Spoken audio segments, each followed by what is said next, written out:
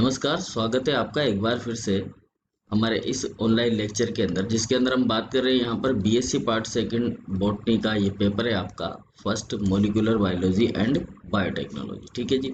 इसके अंदर हम आज जो टॉपिक पढ़ेंगे, हमारा स्टार्टिंग टॉपिक है, पहला टॉपिक है ये बायोलॉजिकल रोल ऑफ डीएनए। ठीक है। इसकी हम शुरुआत कर रहे हैं यहाँ पर। बायोलॉजिकल रोल ऑफ डीएनए कहें हम इसको या फिर कहें हम डीएनए की जैविक प्रकृति, एक ही बात होती है। ठीक है। यानी कि यहाँ पर जो डीएनए है वो डीएनए किस प्रकार के रोल जो है वो प्ले कर रहा है, क्या काम आता है डीएनए और वो किस तरह के फंक्शन करता है, इनके बारे में हमें यहाँ पर जानकारी लेनी है। ठीक है। तो चलिए शुरुआत करते हैं। हम यहाँ पर हमारा टॉपिक डाल लेते हैं, बायोलॉजिकल रोल ऑफ डीएनए। ये हमारा टॉपिक है आज का, बायोलॉजिकल रोल ऑफ डीएनए, यानी कि डीएनए की जैविक प्रकृति। ये क्वेश्चन आ जाता है, बहुत सी बार पूछ लिया जाता है कि डीएनए की जैविक प्रकृति के बारे में जो है वो चर्चा करिए। देखो, इससे पहले मैंने आपको ये कहा था कि हम यहाँ पर डीएनए के बारे में पूरी जानकारी लेंगे। जो अब हम सिलेबस पढ़ रहे थे तो उसी का ये पहला टॉपिक है हमारा, बायोलॉजिकल रोल ऑफ डीएनए। तो ये जो बायोलॉजिकल रोल है डीएनए का, ये क्या रोल है और ये कैसे प्ले करता है बायोलॉजिकल रोल को, और इसमें क्या क्या चीज हमें इंक्लूड करनी है, क्या क्या एग्जाम में हमें लिखना है, वो सारी चीज हम यहाँ पर पढ़ेंगे। क्योंकि ये जो क्वेश्चन है आपका, ये 3 नंबर का यहाँ पर हमारा क्वेश्चन बन जाता है, और ज्यादा से ज्यादा ये 5 नंबर का क्वेश्चन आ सकता है आपका। तो 3 नंबर आएगा या फिर 5 नंबर का आएगा। ठीक है। तो सबसे पहले बायोलॉजिकल रोल ऑफ डीएनए की अगर हम बात करें तो इसमें सबसे पहले नंबर एक जो रोल है डीएनए का, वो है सिंथेसिस ऑफ प्रोटीन। क्या है जी? सिंथेसिस ऑफ प्रोटीन, यानी कि प्रोटीन का संश्लेषण करना। अब ये जो प्रोटीन का संश्लेषण है भाई, ये प्रोटीन का संश्लेषण कैसे करता है? तो प्रोटीन के संश्लेषण के लिए अगर हम यहाँ पर बात करें तो प्रोटीन का जो सिंथेसिस होता है वो 2 प्रोसेस के थ्रू होता है। एक प्रोसेस जो होता है वो कहलाता है आपका ट्रांसक्रिप्शन, और दूसरा क्या कहलाता है? ट्रांसलेशन कहलाता है। तो होता कैसे है ये? अगर हम इसको देखें तो यहाँ पर जो हमारे पास डीएनए होता है, वो डीएनए एमआरएनए में कन्वर्ट होता है। किसके अंदर कन्वर्ट होता है? एमआरएनए में। और ये जो एमआरएनए होता है, ये एमआरएनए यहाँ पर क्या करता है? प्रोटीन का निर्माण करता है। किसका निर्माण करता है? प्रोटीन का निर्माण करता है। ठीक है, समझ में आ गई बात? एमआरएनए जो है डीएनए से पहले एमआरएनए बनता है, और एमआरएनए से क्या बनती है? प्रोटीन बनती है। तो ये जो प्रोटीन बनती है, ये प्रोटीन बनने तक का जो प्रोसेस होता है वो 2 भागों में बांटा हुआ है। जैसे पहले नंबर 1 पर ये भाग मान लेते हैं हम कि डीएनए से एमआरएनए बनना, और दूसरा भाग है इसका एमआरएनए से प्रोटीन का बनना। तो डीएनए से जब एमआरएनए बनता है तो इस प्रोसेस को हम बोलते हैं ट्रांसक्रिप्शन। क्या बोलते हैं जी? ट्रांसक्रिप्शन बोलते हैं। समझ में आ रहा है? ट्रांसक्रिप्शन। ठीक है। दूसरा प्रोसेस जो है जिसमें एमआरएनए से प्रोटीन बनती है, इस प्रोसेस को कहा जाता है ट्रांसलेशन। क्या कहा जाता है? ट्रांसलेशन कहा जाता है। समझ में आ गया? डीएनए से एमआरएनए बनने वाला प्रोसेस कहलाता है ट्रांसक्रिप्शन, और एमआरएनए से प्रोटीन बनने वाला जो प्रोसेस होता है वो कहलाता है ट्रांसलेशन। ठीक है। अब देखो यहाँ पर होता क्या है। यहाँ पर ये होता है जी कि आपके पास है ये डबल स्टैंडर्ड डीएनए। समझ लेंगे हम, ये हमारे पास है डबल स्टैंडर्ड डीएनए। अब इस डबल स्टैंडर्ड डीएनए में क्या होता है? यहाँ पर होता है कोड, जैसे कि ATGC, ATGC, इस तरह से कोड है। ठीक है। इसी का कॉम्प्लीमेंट्री यहाँ पर होगा। यहाँ ए है तो यहाँ पर क्या होगा जी? टी होगा। यहाँ पर टी है तो यहाँ पर क्या होगा? ए होगा। यहाँ पर जी है तो यहाँ सी होगा, और यहाँ सी है तो यहाँ पर जी होगा। इसी प्रकार यहाँ ए है तो टी होगा, टी है तो ए होगा, जी है तो सी होगा, और सी है तो जी होगा। ठीक है। अब क्या होता है, जब ट्रांसक्रिप्शन होता है तो हमें पता है कि ये जो डबल स्टैंडर्ड डीएनए है ये खुलता है, ओपन होता है। ओपन होने के बाद में इसका ये जो नीचे वाला पोर्शन होता है, इस नीचे वाले पोर्शन का क्या होता है जी? यहाँ पर ट्रांसक्रिप्शन होता है। यानी कि इस पोर्शन से क्या बनाया जाता है? एमआरएनए बनाया जाता है। तो इस पोर्शन से जब एमआरएनए बनाया जाता है तो ये जो कोड होता है, इसको क्या बोलते हैं हम? कोड। ठीक है। इस चीज को हम क्या बोलते हैं? कोड। इस कोड को इस ट्रांसक्रिप्शन प्रोसेस के द्वारा, जैसे ये कोड है यहाँ पर, इस कोड को क्या किया जाएगा? मैं इसको इस डिब्बे में डाल देता हूँ इस कोड को। इस कोड को ट्रांसक्रिप्शन प्रोसेस के द्वारा, कौन से प्रोसेस के द्वारा? ट्रांसक्रिप्शन प्रोसेस के द्वारा एमआरएनए के ऊपर लिख दिया जाता है। किसके ऊपर लिख दिया जाता है?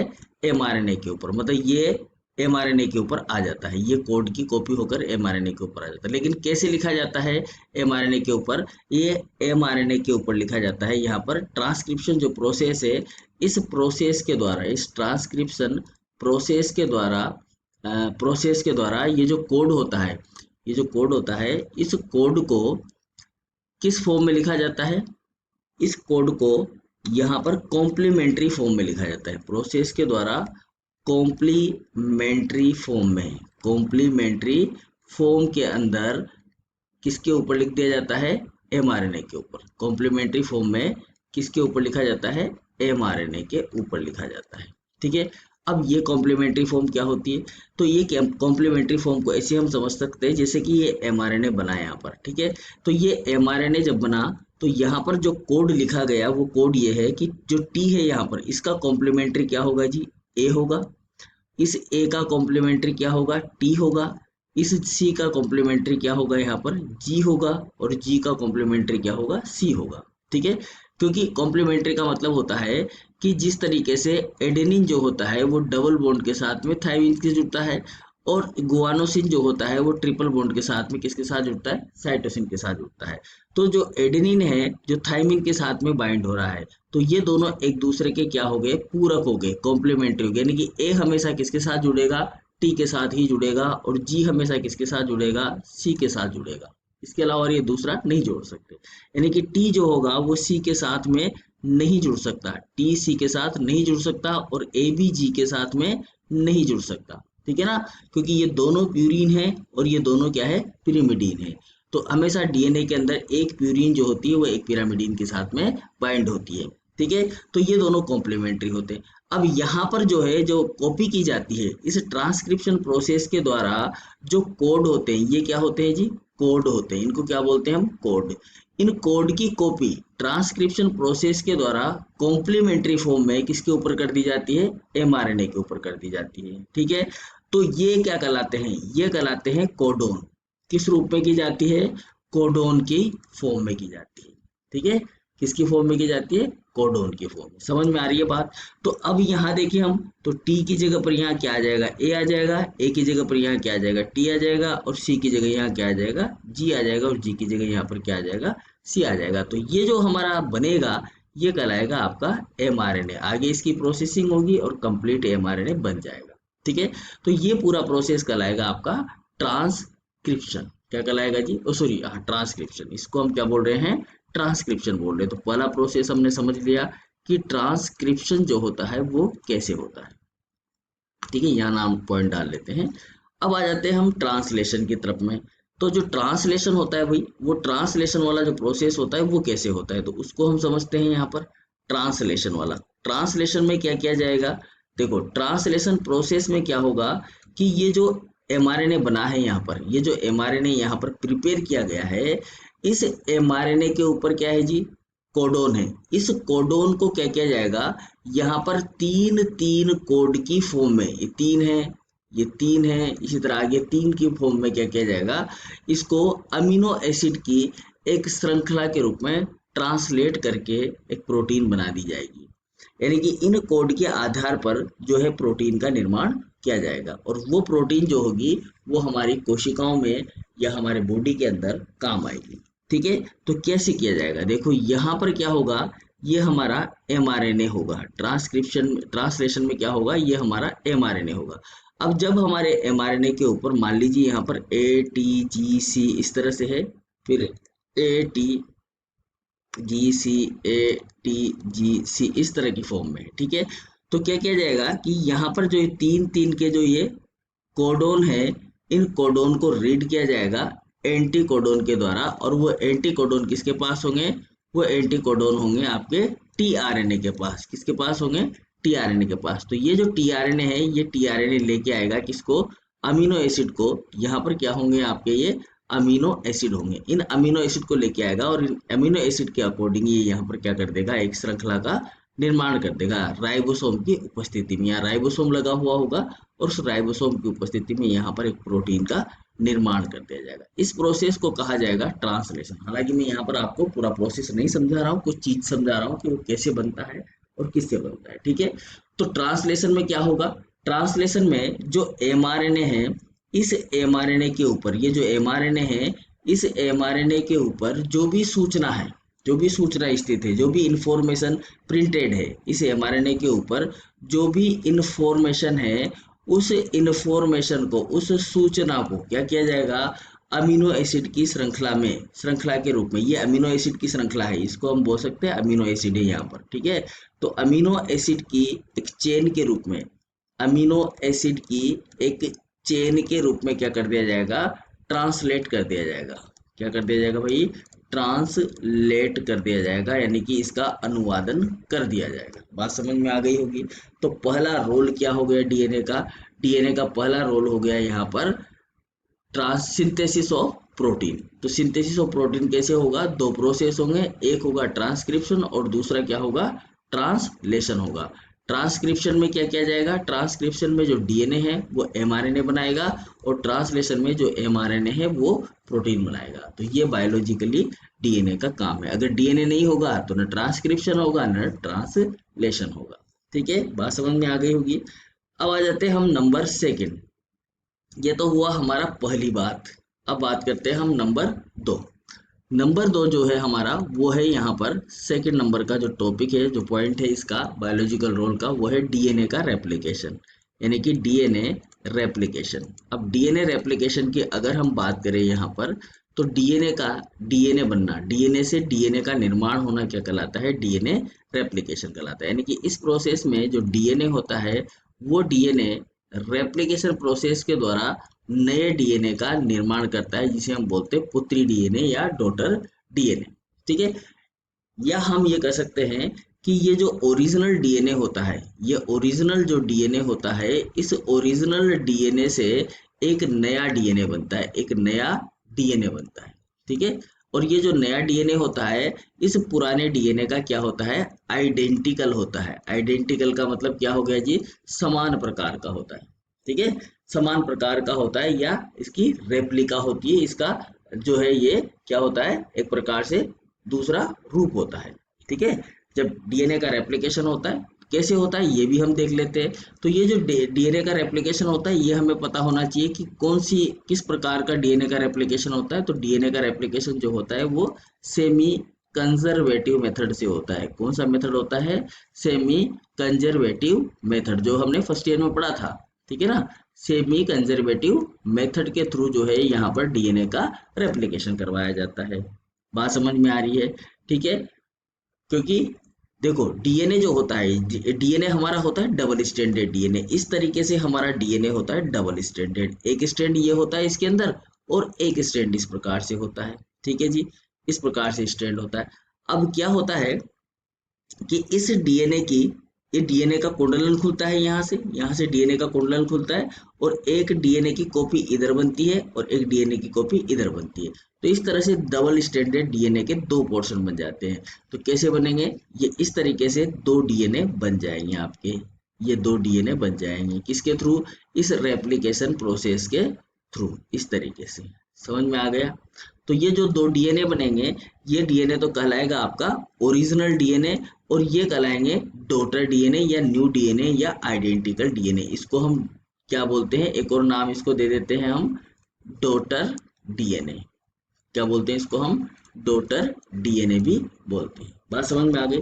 तो डीएनए रेप्लिकेशन ऐसा प्रोसेस होता है या ऐसी प्रक्रिया होती है जिसमें ओरिजिनल डीएनए जो होता है वो अपने समान दो प्रतियां बनाता है। ठीक है, इस प्रोसेस में जो डीएनए होता है, वो डीएनए अपने समान क्या बनाता है, दो प्रतियां बनाता है, दो कॉपीज में कन्वर्ट हो जाता है। और ये एक बायोलॉजिकल प्रोसेस है। ठीक है, जो सारे जीवों में होता है, ये क्या है, बायोलॉजिकल प्रोसेस है जो सभी जीवों में होता है। और इसी के थ्रू क्या होता है, हमारी जो जेनेटिक स्ट्रक्चर है वो एक पीढ़ी से दूसरी पीढ़ी में ट्रांसफर होती है। यानी कि जो आनुवंशिक संरचनाएं हमारे पास इस ओरिजिनल पीढ़ी में थी, पैतृक पीढ़ी में थी, उसी पैतृक पीढ़ी से वही आनुवंशिक संरचनाएं जो उसकी पुत्री पीढ़ी होती है, डॉटर पीढ़ी होती है, उसके अंदर ट्रांसफर की जाती है। ये एक प्रकार का जेनेटिक इनहेरिटेंस है। ठीक है, ये जेनेटिक इनहेरिटेंस है, आनुवंशिक वंशागति का एक उदाहरण होता है। क्योंकि जो पेरेंट्स के पास जो स्ट्रक्चर होती है, जो इस प्रकार के जीन होते हैं, वही उसकी पुत्री कोशिकाओं में या पुत्रों में या पुत्रियों में पहुंचाए जाते हैं। और वो किसके द्वारा पहुंचाए जाते हैं? डीएनए के द्वारा पहुंचाए जाते हैं। तो इस डीएनए के द्वारा पहुंचाने के लिए यहाँ पर जो इम्पोर्टेंट फंक्शन किया जाता है वो क्या है जी? वो है आपका रेप्लिकेशन। अगर ये प्रोसेस नहीं होगा तो जीन का जो है आदान प्रदान वो भी नहीं होगा। तो ये एक बायोलॉजिकल प्रॉपर्टी है डीएनए की, डीएनए का रेप्लिकेशन करना। अब अगर आप देखें तो इसकी जो रेट होती है वो बहुत ज्यादा होती है। जैसे प्रोकैरियोट सेल के अंदर अगर आप बात करोगे तो इसका जो रेट होता है किसके अंदर? प्रोकैरियोट्स के अंदर। प्रोकैरियोट्स के अंदर इसका जो रेट होता है, इसकी जो दर होती है वो लगभग होती है 1000 न्यूक्लियोटाइड पर सेकेंड। न्यूक्लियोटाइड पर सेकेंड, एक सेकेंड में लगभग 1000 न्यूक्लियोटाइड को जोड़ दिया जाता है। 1000 तक गिनती हम गिन भी नहीं सकते, उस गिनती की स्पीड से क्या किया जाता है? एक ही सेकंड में 1000 न्यूक्लियोटाइड को जोड़ दिया जाता है। इतनी स्पीड होती है इस डीएनए रेप्लिकेशन प्रोसेस की, और ये एक बायोलॉजिकल प्रोसेस होता है। बात समझ में आई होगी, ठीक है। अब आ जाते हैं हम इसी का नंबर 3 पॉइंट्स। इसका जो नंबर 3 पॉइंट है उसके बारे में यहाँ पर हम चर्चा करेंगे, ठीक है जी। चलिए नंबर 3 पॉइंट पे आ जाते हैं। नंबर 3 पॉइंट जो है इसका वो है आपका यहाँ पर नंबर 3 पॉइंट। ये नंबर 3 पॉइंट है इसका डीएनए इनहेरिटेंस। 3 पॉइंट जो है वो पढ़ेंगे आज हम, क्योंकि धीरे धीरे मैं आपको जोड़ना चाहता हूँ, एक साथ नहीं जोड़ना चाहता हूँ। इतना पढ़ ले हम, या 4 पॉइंट पढ़ लेंगे आज हम, 4 पॉइंट पढ़ लेते हैं, ठीक है। ज्यादा पढ़ेंगे तो फिर हमें समस्या हो जाएगी, क्योंकि एकदम से सारी चीजें समझ में नहीं आएंगी। तो इसलिए धीरे धीरे हमें उसको मेमोराइज भी करना है, याद भी रखना है, क्योंकि जैसे ही पॉइंट पूरा होगा आपका एमसीक्यू टेस्ट होगा, और उस एमसीक्यू टेस्ट में आपको ऑनलाइन ही जवाब देना है, ठीक है। आपको ऑनलाइन जवाब देना है एमसीक्यू टेस्ट में। आपके आंसर जो है वो आपको बताने हैं कमेंट बॉक्स में। तो ये इम्पोर्टेंट चीज़ है, तो इम्पोर्टेंट चीज़ है तो इसलिए आपको इसमें टेस्ट भी आपको आए, ऐसा हम करेंगे। तो इसलिए ध्यान से धीरे धीरे हमें पढ़ना है। चलिए तो देखिए, तीसरा पॉइंट है हमारा यहाँ पर डीएनए इनहेरिटेंस। डीएनए इनहेरिटेंस, ठीक है। DNA inheritance. अब डीएनए इनहेरिटेंस क्या होता है? इसको हम बोलते हैं वैसे तो डीएनए की आनुवांशिकी, ठीक है। अब देखो, डीएनए जो होता है, इस डीएनए में हमारी जितनी भी जेनेटिक इंफॉर्मेशन होती है वो पैक होती है। ये जो डीएनए होता है, इस डीएनए के अंदर जो हमारी जेनेटिक इंफॉर्मेशन होती है वो पैक होती है। जेनेटिक इंफॉर्मेशन क्या होती है? यहाँ पर हमारी पैक है। हमारी आनुवांशिक जो इंफॉर्मेशन है, आनुवांशिक जो सूचनाएं हैं वो यहाँ पर पैक है, ठीक है।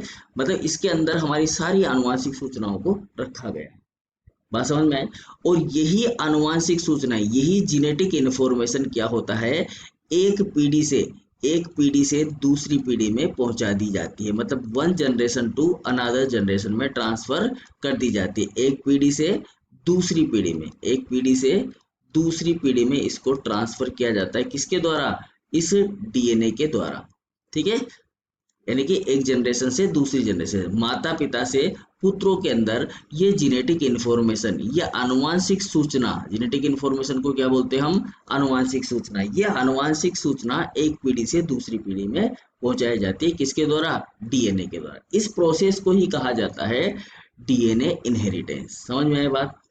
अब डीएनए जो होता है, ये जो डीएनए होता है, इस डीएनए से बनते हैं जीन।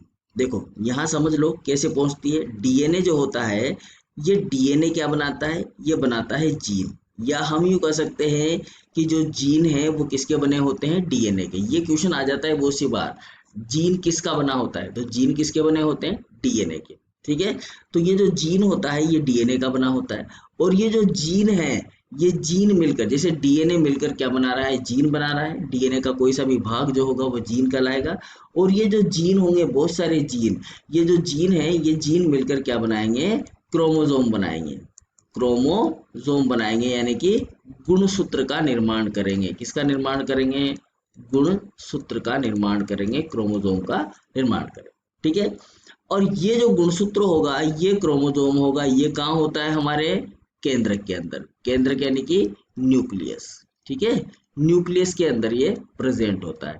और यहाँ से ही हमारी इंफॉर्मेशन को एक पीढ़ी से दूसरी पीढ़ी में सेल डिवीजन के द्वारा, कोशिका विभाजन के द्वारा, निषेचन फर्टिलाइजेशन के द्वारा पहुंचाया जाता है। तो यहाँ पर ये जो न्यूक्लियस होता है, इस न्यूक्लियस में उपस्थित ये जो क्रोमोसोम है, ये हमारी जो सूचना होती है, आनुवांशिक जो सूचना होती है, वो गुणसूत्रों के पास होती है, और ये गुणसूत्र इसको एक पीढ़ी से दूसरी पीढ़ी में क्या कर देते हैं, ट्रांसफर कर देते हैं, पहुंचा देते हैं। समझ में आई बात? तो यहाँ पर ये इंफॉर्मेशन क्या हो जाती है, ट्रांसफर हो जाती है। कहाँ ट्रांसफर हो जाती है? ये ट्रांसफर हो जाती है one generation to another generation, one generation to another generation. जो दूसरी पीढ़ी होती है, अनादर जनरेशन होती है, उस पीढ़ी के अंदर ट्रांसफर कर दी जाती है। समझ में आया भाई? One generation to another generation में ट्रांसफर कर दिया जाता है। तो ये भी एक प्रकार का इसका क्या हो गया, बायोलॉजिकल रोल हो गया। ठीक है, अब आ जाते हैं हम यहाँ पर नंबर 4। नंबर 4 जो टॉपिक है हमारा इसका, वो होगा हमारा यहाँ पर नंबर 4 में हम बात कर लेते हैं नंबर 4। ठीक है, नंबर 4 में आ जाओ, म्यूटेशन। नंबर 4 में जो हमारा टॉपिक है वो क्या है जी, म्यूटेशन है। म्यूटेशन को हम बोलते हैं उत्परिवर्तन। क्या बोलते हैं? उत्परिवर्तन। ठीक है भाई। अब ये जो उत्परिवर्तन होता है, ये उत्परिवर्तन बहुत इंपॉर्टेंट चीज होती है। उत्परिवर्तन में क्या होता है? उत्परिवर्तन में जो डीएनए होता है हमारे पास, इस तरह से हमारे पास डीएनए है, डबल स्ट्रैंडेड डीएनए, और इस डीएनए पर कुछ कोड लिखा हुआ है। ठीक है, इस डीएनए पर क्या लिखा हुआ है? कोड लिखा हुआ है, जैसे adenine, guanine, thymine, cytosine, adenine, guanine, thymine, cytosine, adenine, guanine, इस तरीके से। ठीक है, और इसी का कॉम्प्लीमेंट्री यहाँ पर thymine, cytosine, adenine, guanine, thymine, cytosine, adenine, guanine, thymine, cytosine, इस तरह से लिखा हुआ है। ठीक है, अब क्या होता है म्यूटेशन के अंदर, मान लीजिए यहाँ से इस भाग में कोई गड़बड़ हो गई, या ये जो गुआनिन है यहाँ पर, इस गुआनिन की जगह यहाँ पर क्या आ जाए, एडेनिन आ जाए। तो जब यहाँ पर एडेनिन आ जाएगा तो इन दोनों के बीच में जो ट्रिपल बॉन्ड बनने वाला है वो बॉन्ड नहीं बनेगा। वो नहीं बनेगा तो ये जो प्रोसेस है, ये जो अवस्था है, ये कहलाएगा आपका म्यूटेशन। ठीक है, क्या कहलाएगा? ये म्यूटेशन। यानी कि डीएनए का जो सीक्वेंस होता है, किसका सीक्वेंस? Base sequence. जो हमारा डीएनए होता है, उस डीएनए का जो बेस सीक्वेंस होता है, सार का जो अनुक्रम होता है, बेस सीक्वेंस जो होता है, बेस सीक्वेंस किसको बोलते हैं? बेस सीक्वेंस हम बोलते हैं सार अनुक्रम। बेस सीक्वेंस या सार अनुक्रम क्या होता है? ये जो एडेनिन है, गुआनिन है, थायमिन है, साइटोसिन है, ये एक निश्चित क्रम में यहाँ पर लगे हुए हैं। ठीक है, और इसी का कॉम्प्लीमेंट्री यहाँ पर लगता है। तो इनका जो सीक्वेंस है उसमें गड़बड़ ना हो। ठीक है ना, बेस जो सीक्वेंस है, जो सार अनुक्रम है, इसमें क्या नहीं हो, परिवर्तन। इसमें क्या हो जाता है? परिवर्तन हो जाता है। तो ये परिवर्तन नहीं होना चाहिए। अगर ये परिवर्तन होता है तो ये प्रोसेस क्या कहलाता है? उत्परिवर्तन कहलाता है। अब जब परिवर्तन होगा तो इसमें कुछ ना कुछ कमी होगी। इस कमी को बोलते हैं हम एबनॉर्मेलिटी। ठीक है, परिवर्तन होने से क्या हो जाती है? डीएनए में एबनॉर्मेलिटी आ जाती है। अब ये जो एबनॉर्मेलिटी आ जाती है, इस एबनॉर्मेलिटी को ही क्या कहा जाता है? म्यूटेशन कहा जाता है। समझ में आया भाई? अब ये जो म्यूटेशन होता है या ये जो एबनॉर्मेलिटी होती है, ये जीनों के अंदर क्या हो जाती? स्थायी हो जाती है। अगर ये स्थायी हो गई, ये क्या हो गई? स्थायी हो गई, स्टेबल हो गई। अगर मान लीजिए ये यहाँ पर स्थायी हो गई कि भाई ऐसा ही रहेगा, इसको रिपेयर नहीं किया जाएगा, इसको सुधारा नहीं जाएगा, यहाँ पर ए ही बना दिया गया, मान लीजिए यहाँ पर ए बना दिया गया, और ये एबनॉर्मेलिटी जो है यहाँ पर क्या हो गई? स्थायी हो गई। तो ये स्थायी एबनॉर्मेलिटी जो है, ये एक पीढ़ी से दूसरी पीढ़ी में ट्रांसफर हो जाती है। ये जो एक पीढ़ी से क्या हो जाता है? इस स्थायी एबनॉर्मेलिटी का ट्रांसफर हो जाता है। ट्रांसफर कहाँ होगा? ट्रांसफर होगा एक पीढ़ी से दूसरी पीढ़ी में, फर्स्ट जनरेशन से सेकंड जनरेशन में ट्रांसफर हो जाता है। समझ में आ गया भाई? ठीक है, हमारे पास क्या है? डीएनए। डीएनए का जो बेस सीक्वेंस है उसमें हो गया परिवर्तन। परिवर्तन होने से उसके अंदर क्या आ गई? एबनॉर्मेलिटी आ गई, और इस एबनॉर्मेलिटी को ही हम क्या बोल रहे हैं? म्यूटेशन बोल रहे हैं। अगर ये एबनॉर्मेलिटी स्थायी हो जाती है, परिपक्व हो जाती है, स्थायी हो जाती है, एक ही जगह पर रुक जाती है, तो अगली पीढ़ी में ये एक पीढ़ी से दूसरी पीढ़ी के अंदर ट्रांसफर कर दी जाती है। ठीक है, अब देखो यहाँ पर ये ट्रांसफर हो गया तो जो एबनॉर्मलिटी इस ऑर्गेनिज्म में थी वही एबनॉर्मलिटी इसकी संतानों में भी पाई जाती है। जैसे कि हम यहाँ पर एक चर्चा करते हैं थोड़ी सी। फॉर एग्जाम्पल मेरे पास में ये कोई जो है राम है मान लेते हैं, ये राम है, और इस राम के मान लेते हैं हम यहाँ पर सब कुछ सही है, सब कुछ सही है, लेकिन किसी जीन की वजह से क्या हो गया कि इसकी जो एक आई है, इसकी जो एक आंख है, उसमें कुछ परिवर्तन हो गया। किसकी वजह से? किसी न किसी जीन की वजह से इसकी आंख में परिवर्तन हो गया। और आंख में परिवर्तन कैसा हुआ है? ये परिवर्तन हो गया आंख के अंदर परिवर्तन हो गया किसी न किसी जीन की वजह से। अब वो जीन जो है वो इसके जो जेनेटिक स्ट्रक्चर है, जो आनुवांशिक कोशिकाएं हैं वहां पर भी स्थायी है। उसी की वजह से यहाँ पर आंख में क्या हो रहा है? आंख में परिवर्तन हो रहा है। मान लीजिए आंख जो है छोटी हो गई, एक आंख बड़ी हो गई, एक आंख छोटी हो गई, ठीक है। अब क्या हुआ कि ये जो जीन है जो कि आंख का निर्माण करता है और उसमें हो गई एबनॉर्मलिटी, उसमें कुछ परिवर्तन हो गया, वो जीन आंख का निर्माण करता है, ठीक है। अब ये जब इस ये गैमेट का फॉर्मेशन करेगा, ये जो राम है ये क्या बनाएगा? गैमेट बनाएगा। जब ये गैमेट बनाएगा तो उस गैमेट में भी ये वाला जो जीन है ये एक्टिव होगा, मान के चल रहे हैं हम, ठीक है ना। अब ये जीन क्या होगा? यहाँ पर एक्टिव फॉर्म में होगा। जब ये जीन यहाँ पर एक्टिव फॉर्म में होगा तो ये जीन आगे जब कोई फीमेल होगी, फीमेल मान लेते हैं कि कोई है, यहाँ पर ये कोई फीमेल है और ये नॉर्मल है, इसकी दोनों आंखें जो है क्या है? बिल्कुल नॉर्मल है, इनमें कोई दिक्कत नहीं है, कोई समस्या नहीं है। बात समझ में आ रही है? ठीक है, इस फीमेल की आंखों में कोई समस्या नहीं है। अब क्या हुआ कि इनकी शादी करा दी गई, ठीक है। अब जब इनकी संतानें होंगी, इनके जो डॉटर्स होंगे, ठीक है, चाहे वो मेल हो चाहे फीमेल हो, अगर ये जीन एक्टिव फॉर्म में है गैमेट्स के अंदर, मतलब कि जो उत्परिवर्तन हुआ है इस जीन के अंदर, आंख वाले जीन के अंदर जो उत्परिवर्तन हुआ है वो क्या हो गया है? यहाँ पर स्थायी हो गया। बात समझ में आ रही है ना? ये परिवर्तन जो जीन के अंदर जो परिवर्तन हुआ था वो क्या हो गया? यहाँ पर स्थायी हो गया। स्थायी होने की वजह से वो किसमें चला गया? इसके गैमेट्स के थ्रू आगे ट्रांसफर हो रहा है, ठीक है। अब जब इनकी संतानें होंगी तो उनके अंदर भी ये चांसेस रहेंगे, इनके पुत्रों के अंदर या पुत्रियों के अंदर भी ये चांसेस रहेंगे कि इनकी जो संतानें हैं उनके अंदर भी एक आंख बड़ी और एक आंख छोटी आए, ठीक है। हालांकि चांसेस जो है इसके 50% ही रहेंगे। कितने प्रतिशत रहेंगे जी? 50% चांस रहेंगे। लेकिन ये जो स्थायी हुआ है परिवर्तन, ये एक पीढ़ी से दूसरी पीढ़ी में क्या हो गया?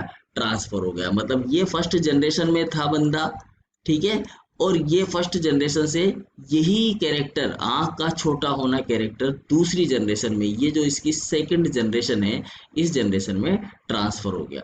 तो ये जो एबनॉर्मेलिटी होती है, ये म्यूटेशन जो होता है, ये बहुत ही घातक होता है, ठीक है। और यहाँ पर एक पीढ़ी से दूसरी पीढ़ी में इसको क्या कर दिया जाता है?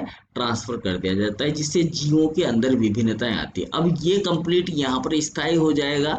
स्थायी हो जाएगा तो भैया ये इसी जनरेशन के अंदर, इसी प्रकार के लोगों के अंदर ये फैलता रहेगा, ये रोग फैलता रहेगा, ठीक है। अब ये जो म्यूटेशन होता है इसे हम कृत्रिम रूप से या प्राकृतिक रूप से भी उत्पन्न करते हैं। ज्यादातर प्राकृतिक रूप से होता है, लेकिन कुछ उदाहरणों के में इसको हम नेचुरल या आर्टिफिशियल तरीके से भी बना सकते हैं या उत्पन्न कर सकते हैं म्यूटेशन, ठीक है।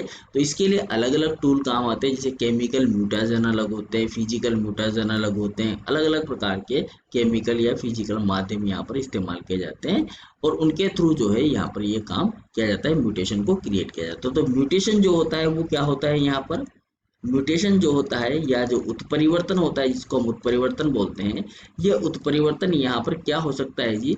कृत्रिम भी हो सकता है और दूसरा क्या हो सकता है? प्राकृतिक भी हो सकता है। दोनों ही प्रकार का उत्परिवर्तन यहाँ पर देखने को मिलता है, ठीक है। ये क्रिएट किया जा सकता है, ये बनाया जा सकता है कृत्रिम तरीके से भी, जैसे कि फॉर एग्जाम्पल अल्ट्रा वायलेट किरणों के द्वारा हम यहाँ पर बना सकते हैं कृत्रिम तरीके से, ठीक है। मार्स गैस देकर जो है वो भी हम यहाँ पर म्यूटेशन क्रिएट कर सकते हैं, ठीक है। ये शॉक देकर भी हम यहाँ पर म्यूटेशन क्रिएट कर सकते हैं जीन। तो ये तो कृत्रिम रूप से भी बनाया जा सकता है और प्रकृति में तो ये पाए ही जाते हैं। प्रकृति में बात करें तो प्रकृति में ये क्रॉसिंग ओवर के समय क्रिएट होता है। किसके समय का होता है भाई? क्रॉसिंग ओवर के समय ये कहानी बन जाती है और उस समय एबनॉर्मलिटी स्थायी हो जाती है। ठीक है, तो ये हमने 4 टॉपिक पढ़े आज के। आज का पहला टॉपिक हमारा था सिंथेसिस ऑफ प्रोटीन। ठीक है, इसके अंदर हमने 4 टॉपिक पढ़े हैं भाई। एक पढ़ा हमने सिंथेसिस ऑफ प्रोटीन, ठीक है, किस तरह से होता है, 2 प्रोसेस होते हैं, ट्रांसक्रिप्शन और ट्रांसलेशन। दूसरा पढ़ा हमने यहाँ पर डीएनए का रेप्लिकेशन। ठीक है, डीएनए का रेप्लिकेशन कैसे होता है, कितनी स्पीड में होता है। और तीसरा पढ़ा हमने डीएनए इनहेरिटेंस कि वो क्या होता है। और चौथा हमने बात की म्यूटेशन की। ठीक है, इसके नोट्स जो है वो हमारी जो वेबसाइट है वही एग्जाम A to Z वहाँ पर अवेलेबल है। आप जाएं बीएससी सेकेंड ईयर के फोल्डर में एग्जाम A to Z के, और वहाँ पर जाकर आपको इसके पूरे नोट्स जो है वो मिल जाएंगे। बीएससी पार्ट सेकंड में आप क्लिक करें, बीएससी पार्ट सेकंड में क्लिक करोगे, बीएससी में क्लिक करोगे, बीएससी में सेकंड ईयर में क्लिक करोगे, वहां पर आपको पेपर मिलेगा बायोटेक्नोलॉजी वाला। उस पेपर पे क्लिक करोगे तो यूनिट फर्स्ट में एक ही डॉक्यूमेंट जो है वो डला हुआ है, आप उस पर क्लिक करिए और नोट्स को डाउनलोड कर लीजिए और ये वीडियो देख लीजिए, समझ लीजिए। अगर फिर भी कोई डाउट है तो कमेंट बॉक्स में आप कमेंट कर सकते हैं। ठीक है जी, चलिए, thank you for watching. Next class में हम आगे के जो टॉपिक है उनको कवर करेंगे, जिसमें हमारा जेनेटिक कोड है और दूसरे टॉपिक है। ठीक है, तो उनके बारे में हम जानकारी लेंगे अगले वीडियो के अंदर। ठीक है, चलिए, तब तक के लिए goodbye, thank you very much.